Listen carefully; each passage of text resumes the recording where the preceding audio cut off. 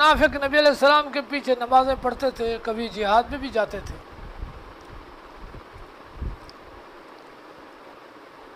دل میں وہی کفر تھا لیکن ظاہر میں مسلمان تھے۔ تو ان مشرکین کے احکام اور ان مشرکین کے احکام مختلف ہیں۔ ان مشرکین سے نکاح جائز نہیں، ان کی ذبیحہ جائز نہیں، ان کو مسلمانوں کے قبرستان میں دفن کرنا جائز نہیں، اور وہ ختم ہے۔ وہ مشرک جو اپنے آپ کو ابراہیمی کہتے ہیں وہ ہے ہی نہیں۔ اب یہ مشرک ہے لیکن یہ سب کو مان کر شرک کرتا ہے، تو شاہ ولی اللہ رحمہ اللہ نے ان کو منافق کہا ہے۔ ان کی ذبیحہ بھی جائز ہوگی، نکاح بھی ان کے ساتھ جائز ہوگا، مسلمانوں کے قبرستان میں دفن کرنا بھی جائز ہوگا، ان کو مسلمان کہیں گے لیکن منافق ہے۔ دنیا میں احکام مسلمانوں کے ہوں گے، آخرت میں وہی شرک ہے تو وہی معافی ہے ہی نہیں۔ اس لیے والذین اشرکوا میں وہ مشرک اور یہ مشرک، ان کا فرق ہے۔ ان مشرک کے احکام مختلف تھے، لا تنکحوا المشرکین لا تنکحوا المشرکین، اور ان مشرکین کے احکام مختلف ہیں۔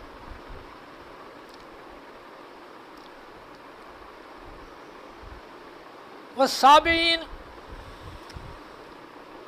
سابعی کون ہے؟ تو یہ مجوس کا ٹولہ ہے، لیکن یہ اپنے آپ کو دانشور کہتے ہیں، ستارہ پرست ہیں، سورج پرست ہیں، چاند پرست ہیں، آگ پرست ہیں، لیکن کہتے ہیں جس دین میں کوئی اچھی چیزیں ہم لے لیتے ہیں، ان کے پاس کچھ احکام تورات کے ہیں، کچھ احکام انجیل کے ہیں، لیکن ہیں یہ مجوس، اور یہ ابراہیم علیہ السلام کے دور سے ہیں۔ لما رأى کوكبا قال هذا ربی فلما آفل قال لا احب الآفلین، ستارے کو کہا میرا رب، پھر کہا یہ نہیں، چاند کو کہا رب، پھر کہا نہیں، سورج کو کہا رب، پھر کہا نہیں۔ مودودی صاحب نے ہذا ربی ہذا ربی ہذا ربی، کہ ابراہیم علیہ السلام نے بھی شرک کر ڈالا، ستاروں کو رب کہہ دیا، حالانکہ ابراہیم علیہ السلام قوم کے سامنے استدلال پیش کر رہے ہیں۔ چند منٹ کے لیے مان لیتا ہوں یہ رب ہے، جب غائب ہو گیا پھر کیا ہوگا؟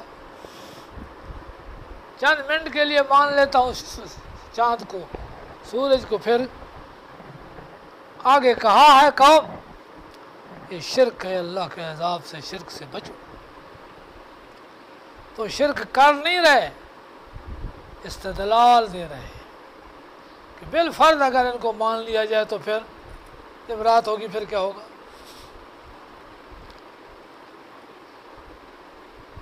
قرآن سمجھنے میں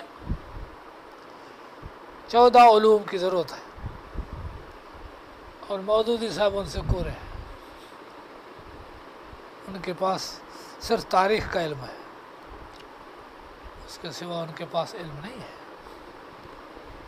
تو یہ تو علم معانی ہے، محاورہ ہے، اس محاورے پر بات چلتی ہے،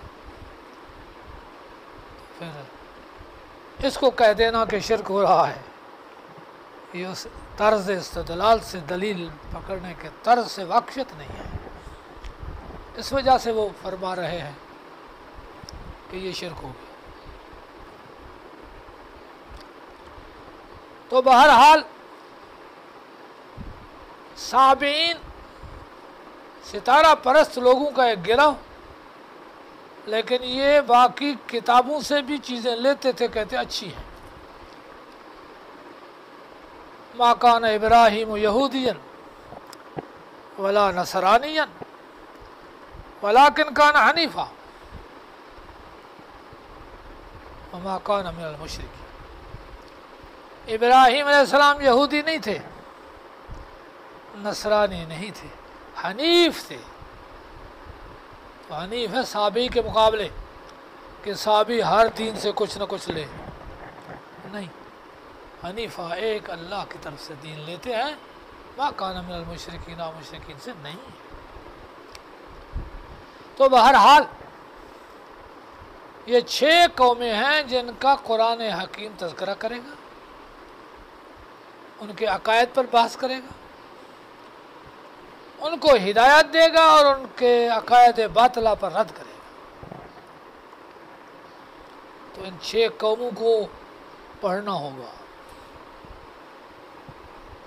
ان 6 قوموں کے عقائد کو، حالات کو جاننا ہوگا، اور اس کے بعد پھر قرآن سمجھنا ہوگا کہ قرآن اب کیا کہتا ہے۔